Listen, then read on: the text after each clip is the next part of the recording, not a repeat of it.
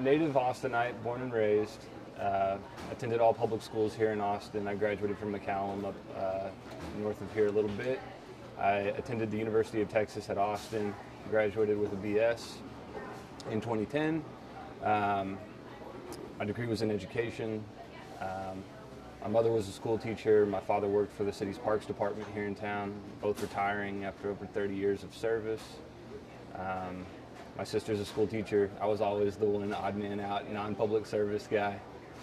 So that kind of prompted me to kick into serving on boards and commissions, just so I could kind of, have that element of public service and giving back.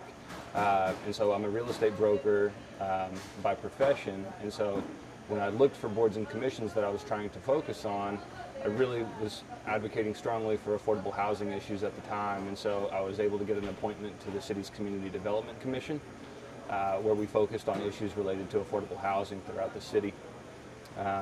After that, I got appointed to the city's Board of Adjustment, where we hear and decide variance requests from the Land Development Code. So kind of honed my expertise and skill set in the Land Development Code at that time.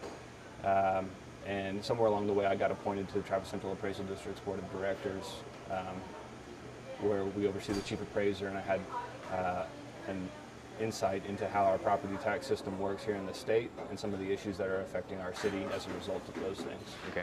And did you say what your job is now? What do you? Yeah, real estate broker. Real estate broker. Gotcha. Yeah. Okay. And Councilmember Ritter appointed you to something, didn't he? To both. To the both. Community Development Commission, and then on the heels of an ADU reform ordinance that council was hearing, the Community Development Commission actually weighed in on that, and that was kind of his first exposure, I guess, to my understanding of the Land Development Code through my employment as a broker. And so that's what prompted his appointment of me to the Board of Adjustment. Okay, so let's talk about why you want to run. Why do you want to do this? So specifically, I think that my understanding of the issues that are facing the district, whether that be property taxes, our Land Development Code, or affordable housing needs, the issues are facing our district, but they're facing the city as well. And so I think that my prior board service uniquely qualifies me to represent those interests on the council.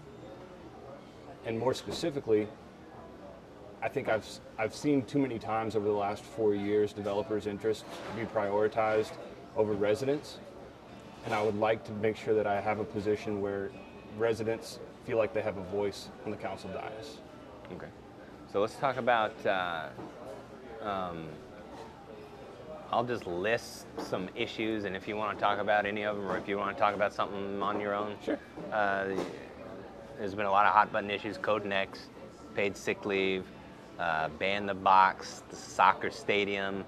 In your district, is gentrification and displacement. Sure. Any of those you want to talk about? Or? Yeah, absolutely. So specifically, my wheelhouse is property taxes and the Land Development Code and where those two intermix. So I think I'm going to spend a little bit of time talking about the overlap I see between the code rewrite process and the adverse effects on increased property taxes, which would increase development, increase displacement, I'm sorry. So specifically, the things that I took issue with in the draft of Code Next was an increased entitlement on residential lots in neighborhoods. And I feel like we never got confirmation that our neighborhood plans were going to roll over into a subsequent code rewrite. The concern I have with an increased number of units being allocated on residential lots in neighborhoods is that if we increase the entitlement associated with a property, we're increasing the land value. Now, our city council loves to cite that the majority of people in this city rent, and that's true. And so what that means for me is that when we say we're going to increase the number of units we can build on a lot, those rental properties are not protected by a homestead. And so if we increase the entitlement associated with those lots, we're going to increase the land value, and in turn increase the property taxes, and in turn increase the rents.